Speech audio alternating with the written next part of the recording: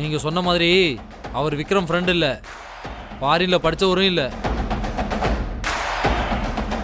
Original Madurai Mattuthavani rowdy.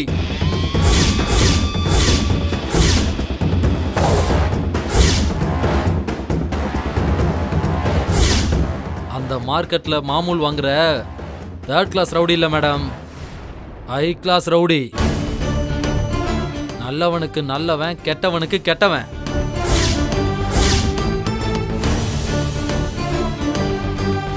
கொலை பண்றதெல்லாம் கொல்ல பக்கம் போயிட்டு வர மாதிரி சும்மா போட்டு தள்ளிட்டு போயிட்டே இருப்பான்.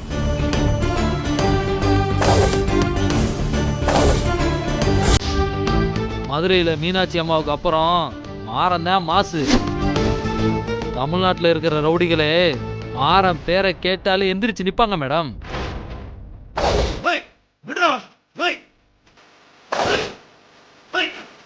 அவர் ஒரு சம்பவத்துல இறங்குறாருனாலே வேற யாரும் சீனுக்குள்ள வரமாட்டாங்க. அந்த அளவுக்கு அவர் மேல பயம்.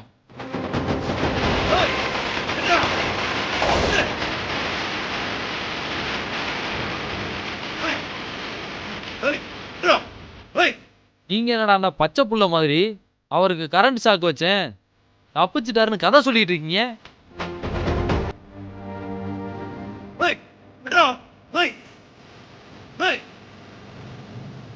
ஆரம் பேரை கேட்டா சாதாரண கான்ஸ்டபிள் இருந்து ஐஜி வரைக்கும் எல்லாரும் அலறுவாங்க மேடம்.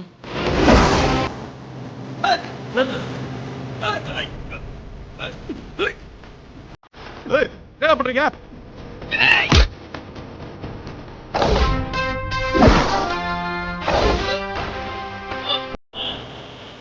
போங்க போங்க.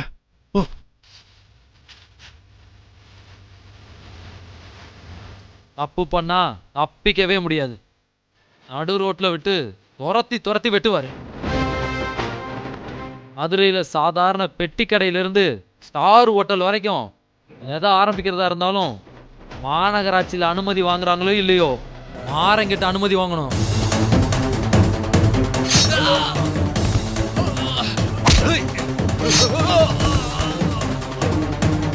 என்னடா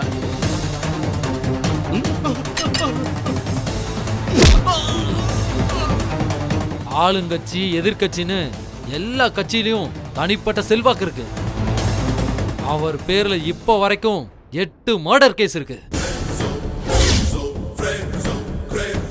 அடா உனக்கு ஒண்ணும் இல்லைல்ல? நமக்கு என்ன போகுது?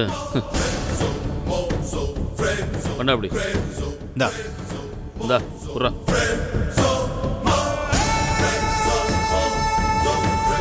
ஏய், தீபாவளி எது கொண்டாடுறாங்கன்னு தெரியுமா? ஊரை நாசம் பண்ண ஒரு கெட்டவன் அழிச்சதுக்காக ஊரே சேர்ந்து கொண்டாடுறதாண்டா தீபாவளி. என்ன தீபாவளிய கொண்டாடிடுவோமா? மாறா வேணாம், மாறா விட்டு மாறா, வேணாம் மாறா.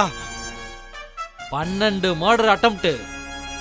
இது எல்லாமே நிலுவையில் இருந்தாலும் போலீஸ் அவர் மேல கையே வைக்காது. ஏன்னா ஒரு கேஸ்ல கூட சாட்சியே இல்ல.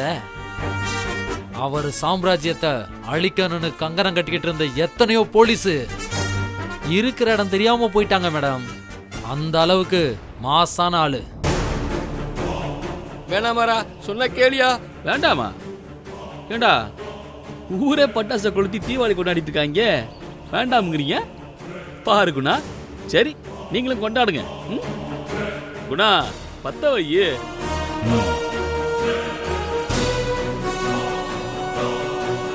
வேணாமாரா, வேணாமாரா, வேணாமாரா.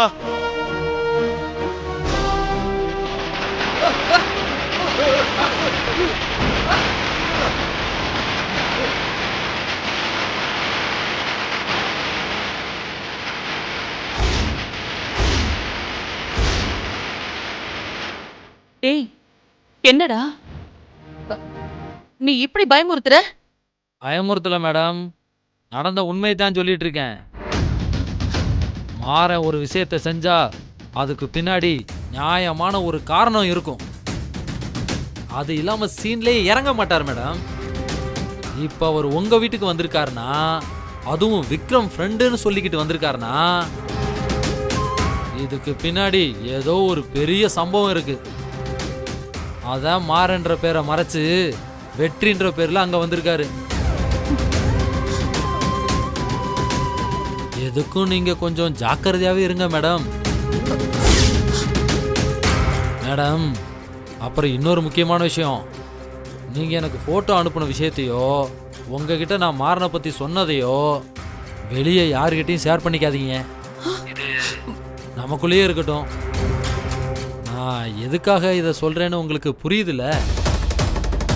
உஷாரா இருந்துக்கங்க மேடம், அவ்வளோதான் சொல்ல முடியும்.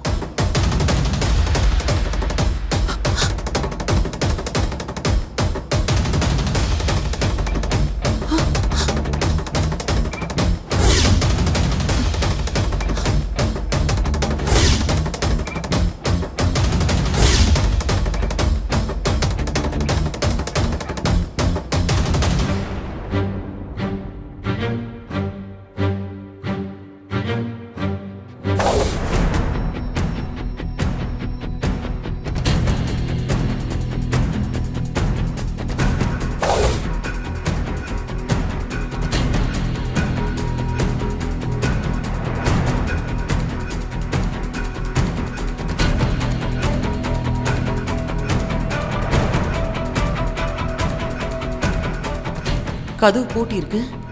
ஜன்னல் வழியா போய் பார்ப்போம்.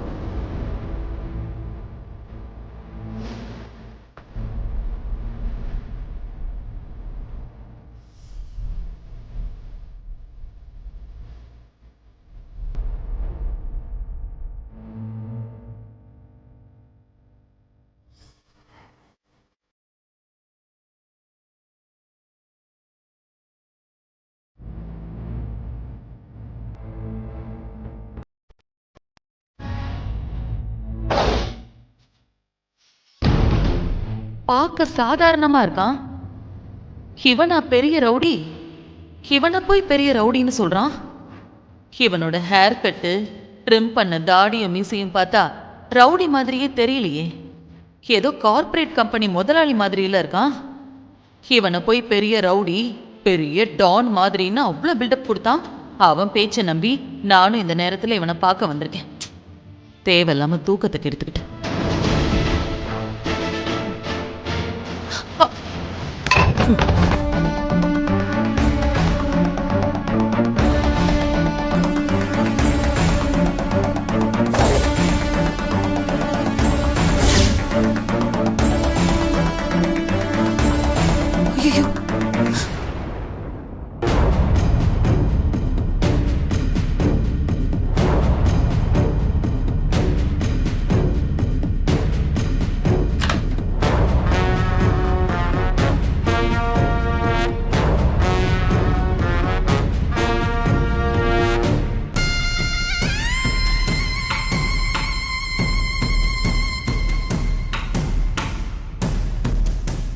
இது கீழே விழுந்த சத்தம் வந்திருக்கா?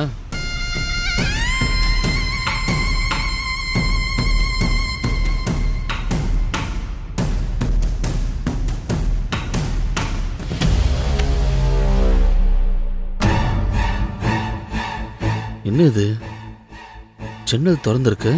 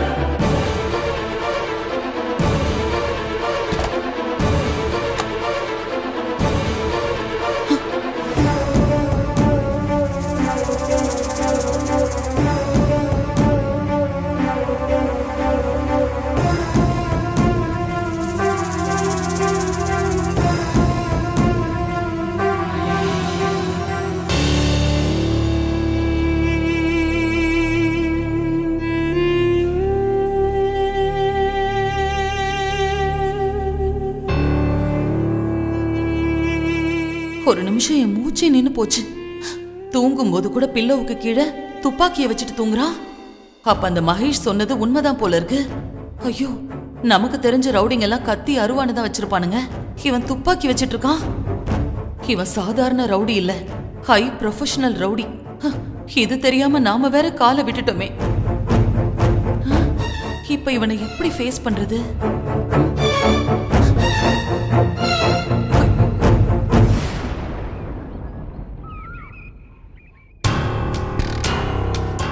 அண்ணி, குட் மார்னிங் அண்ணி. Good morning Vijay. என்ன நீ காலங்காத்தாலே வர சொல்லியிருக்கீங்க? அது ஒன்றும் இல்லை விஜய். நேற்று உங்ககிட்ட வெற்றியை பற்றி விசாரிக்க சொல்லியிருந்தேன்ல. ஆமா நீ, அதை பற்றி நேற்று நைட்டே விக்ரம் காலேஜ் மேட் ஒருத்தங்கிட்ட விசாரிச்சேன். அவன் விக்ரமுக்கு அப்படி ஒரு ஃப்ரெண்டு கிடையவே கிடையாதுன்னு சொல்றானே.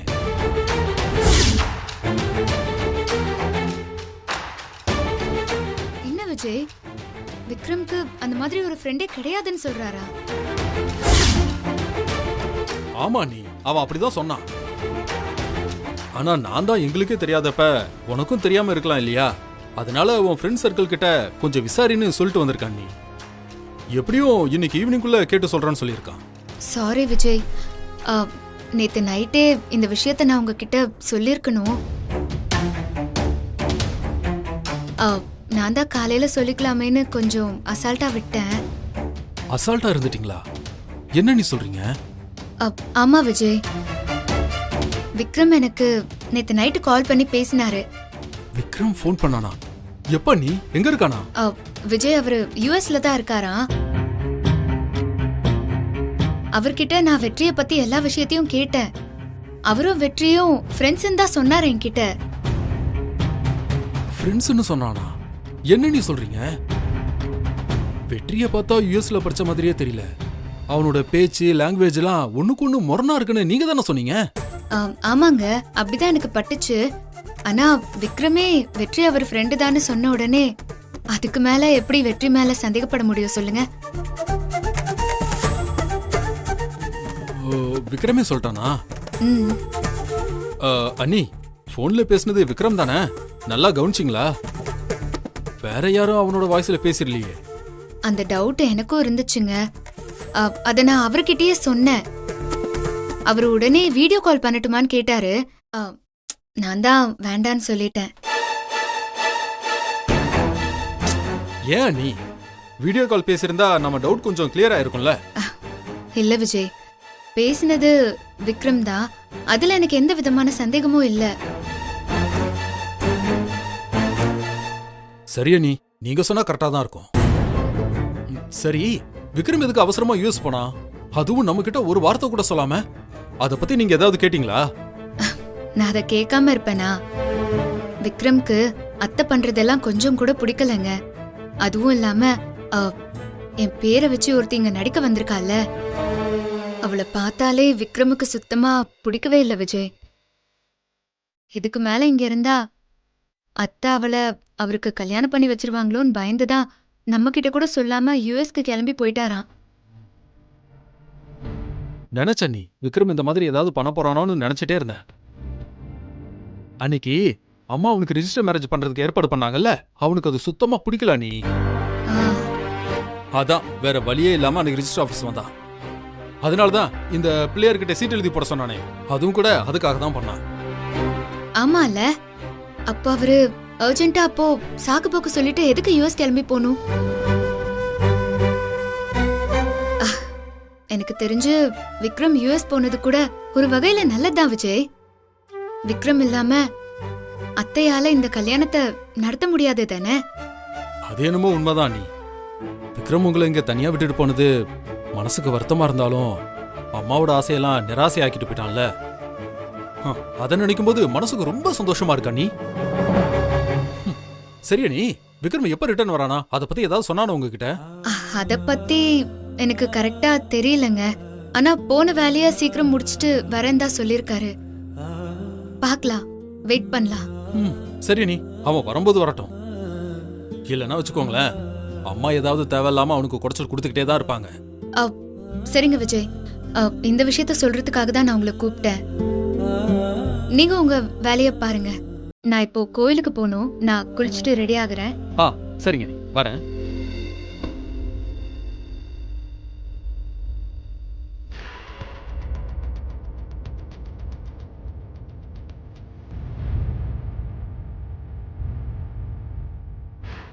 நாம் நினச்சது நடந்துருச்சு.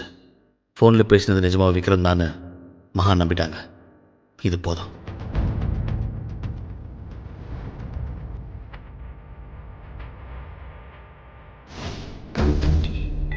என்ன ஆண்டி சொல்றீங்க?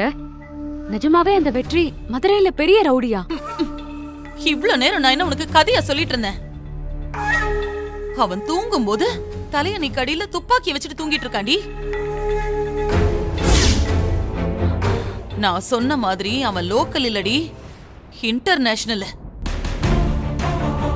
அவன் ஒரு சின்ன சத்தம் கேட்ட உடனே பேட்டரி போட்ட மாதிரி டக்குன்னு எந்திரிச்சு நின்னாடி. ஐயோ, அத பார்த்ததும் எனக்கு ஹார்ட் அட்டாக்கே வர மாதிரி ஆயிடுச்சு. என்ன ஆண்டி இப்படி சொல்றீங்க? அவ்ளோ பெரிய ரவுடி எதுக்கு நம்ம வீட்ல வந்து தங்கி இருக்கணும்? அதாண்டி எனக்கும் ஒண்ணும் புரியல. எனக்கு தெரிஞ்சு விக்ரம் தான் இவனை இங்க அனுப்பி வச்சிருப்பானோன்னு சந்தேகமா இருக்கு. விக்ரம் அனுப்பி வச்சிருக்காரா? எதுக்காக ஆண்டி இவனை அனுப்பி வைக்கணும்? எதை வச்சு நீங்க சொல்றீங்க? ஏய், நேத்து நைட்டு வெற்றி நம்ம கிட்ட பேசினதுல இருந்தே உனக்கு தெரியலையா? அவன் என்னவோ நம்ம பக்கத்திலேயே இருந்து எல்லாத்தையும் பார்த்த மாதிரி நாம பண்ண எல்லாத்தையுமே புட்டு புட்டு வச்சானே. இதெல்லாம் அவனுக்கு யார் சொல்லிருப்பா? விக்ரம் தானே சொல்லிருப்பான். அப்போ விக்ரம்க்கு பழசெல்லாம் ஞாபகம் வந்துருச்சுன்னு சொல்றீங்களா? அது அது என்னன்னு எனக்கு சரியா தெரியல. பின்ன எப்படி ஆண்டி நீங்க சொல்றதுல லாஜிக் இருக்கும்? நீங்களே யோசிச்சு பாருங்க ஆண்டி. விக்ரம்க்கு பழசெல்லாம் ஞாபகம் வரலனா வெற்றி கிட்ட எப்படி நாம பண்றதெல்லாம் சொல்ல முடியும்? அதுவும் இல்லாம விக்ரம் இப்போதைக்கு மகாவை தன்னோட பிஏன் தான் நம்பிட்டு இருக்காரு. அப்படி இருக்கும்போது அவரை எப்படி வெற்றிய மகாவோட பாதுகாப்புக்கு அனுப்பி வைக்க முடியும்? நீங்க சொல்றதெல்லாம் வச்சு பாக்கும்போது எனக்கு தெரிஞ்சு விக்ரம்க்கு பழசெல்லாம் ஞாபகம் வந்துருச்சு ஆண்டி. அதனாலதான் அவர் மகாவோட பாதுகாப்புக்கு வெற்றியை அனுப்பி வச்சிருக்காரு. நீ சொல்றதும் கரெக்ட் தான். ஆனா அதுக்கு எதுக்கு வெற்றியை அனுப்பி வைக்கணும்? அவனே வந்திருக்கலாம்ல. அதான் ஆண்டி எனக்கும் புரியல. ஒருவேளை மதுரை ரவுடினா நாம பயந்துருவோன்னு நினைச்சு அனுப்பி வச்சாரோ என்னவோ. விக்ரம் இல்ல மகா மட்டும்தான் இருக்கா. நாம நினைச்சதை எப்படியாவது முடிச்சிடலான்னு திரும்பி வந்தா பாலு போய் கத்தி வந்த மாதிரி வெற்றி வந்து நிக்கிறான். அந்த வேலை அவ்வளோ ஈஸியா முடியாது போலையா ஆண்டி? ஹனுமார் வாலு மாதிரி நீட்டிக்கிட்டே போகுது. ஆமா கிருபா, இந்த வெற்றி சாதாரண ஆளா இருப்பான். நம்ம பசங்களை வச்சு 2 தட்டு தட்டி விரட்டி விட்டுறலான்னு பார்த்தா மதுரையே பார்த்து பயந்து நடுங்குற பெரிய ரவுடியா இருக்கான். இவனை எப்படி நம்ம ஜெயிக்கிறது? அவன் இங்க இருக்கிற வரைக்கும் நம்மளால மகாவை நெருங்க முடியாதுன்னு நினைக்கிறேன். என்ன கிருபா, என்ன யோசிக்கிற? என்ன பண்ணலான்னு ஏதாவது ஐடியா சொல்லு. எனக்கும் அதான் ஒன்னும் புரியல. ஒரு பக்கம் விக்ரம் மகானா, இப்ப இன்னொரு பக்கம் வெற்றி. எப்படி நாம இவங்கள சமாளிச்சு நாம நினைச்சதை அடைய போறோம்னு சத்தியமா தெரியல. அந்த வெற்றிய நேருக்கு நேரா மோதி ஜெயிக்க முடியாதுன்னு தெரிஞ்சு போச்சு.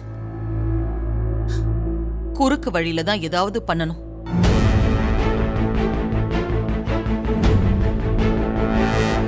ஆண்டி, ஒரு ஐடியா. என்ன ஐடியா? நீங்க குறுக்கு வழின்னு சொன்னதும் தான் இந்த ஐடியாவே தோணுச்சு. நாம எதுக்கு வெற்றி கிட்ட ஸ்ட்ரைட்டா மோதணும்? நமக்கு பதிலா அந்த மகாவை மோத வச்சுட்டா?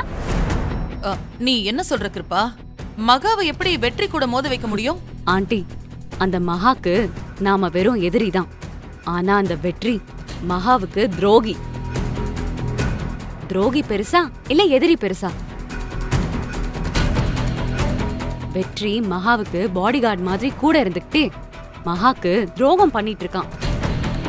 இந்த விஷயம் மகாக்கு தெரிஞ்சதுன்னு வச்சுக்கோங்களேன், அவளே அவனை இந்த வீட்டை விட்டு துரத்திடுவா. எப்படி சொல்ற? ஆண்டி, நேத்து நைட்டு வெற்றி விக்ரம் பேசுற மாதிரி மகா கிட்ட போன்ல பேசினான்ல, இந்த விஷயம் மகாக்கு தெரிஞ்சா அவளுக்கு வெற்றி மேல கோவம் வருமா வராதா? வரும். அப்ப அந்த விஷயத்த நாம மகாக்கு தெரியப்படுத்திட வேண்டியதானே? அது எப்படி தெரியப்படுத்த முடியும்? நாம சொன்னாதான் எதையும் மகா நம்ப மாட்டாளே. என்ன ஆண்டி, பயத்துல உங்க பிரெயின் ஸ்ட்ரக் ஆயிடுச்சா என்ன? நான் தான் வெற்றி விக்ரம் வாய்ஸ்ல போன்ல பேசினத வீடியோ எடுத்து வச்சிருக்கேனே. அத அவளுக்கு அனுப்பி வச்சிட்டா பத்தாதா? நீ சொல்றத கேட்கறதுக்கு நல்லாதான் இருக்கு. ஆனா விக்ரம் மகாவுக்கு ஃபோன் பண்ணி வெற்றி என் ஃப்ரெண்டு தான்னு சொல்லிட்டானா என்ன பண்ண முடியும்? ஆண்டி, நிஜமாவே உங்களுக்கு ஏதோ ஆயிடுச்சுன்னு தான் நினைக்கிறேன். அதான் இப்படிலாம் பேசிட்டு இருக்கீங்க. விக்ரம் பேசியிருந்தாதான் அவரே மகாக்கு ஃபோன் பண்ணி பேசியிருப்பாரு. வெற்றி எதுக்கு விக்ரம் வாய்ஸ்ல மகாக்கு ஃபோன் பண்ணி பேசணும்? ஆ, ஆமால, நீ சொல்றது கரெக்ட் தான். ஆண்டி, கிணறு வெட்ட பூதம் கிளம்பின மாதிரி நாம இத பத்தி பேசதான் ஆண்டி கேள்வி மேல கேள்வியா வந்துட்டு இருக்கு. விக்ரம் தான் வெற்றியை இங்க மகா பாதுகாப்புக்காக அனுப்பி வச்சிருக்காருன்னா இத அவரே மகாக்கு ஃபோன் பண்ணி சொல்லிருக்கலாமே, ஏன் சொல்லல? கிருபா, அத பத்தி எல்லாம் இப்ப நாம யோசிக்க வேணாம். நீ சொன்ன ஐடியா நல்லா இருக்கு. இத வச்சே நாம அந்த வெற்றிய வீட்டை விட்டே துரத்திடலாம். அவன் இங்க இருந்து போயிட்டா போதும், மத்ததெல்லாம் நான் பாத்துக்கிறேன். இல்ல ஆண்டி, இப்ப எனக்கு அந்த விக்ரம் பத்தின சிந்தனையாவே இருக்கு. அவரு மகாக்கு ஃபோன் பண்ணி பேசலன்னா அவரு போன்ல கூட பேச முடியாத நிலைமையில இருக்காருன்னு தானே அர்த்தம். ஏய், இப்ப அத பத்தி பேச வேண்டாம்னு சொன்னல, அப்புறம் என்ன?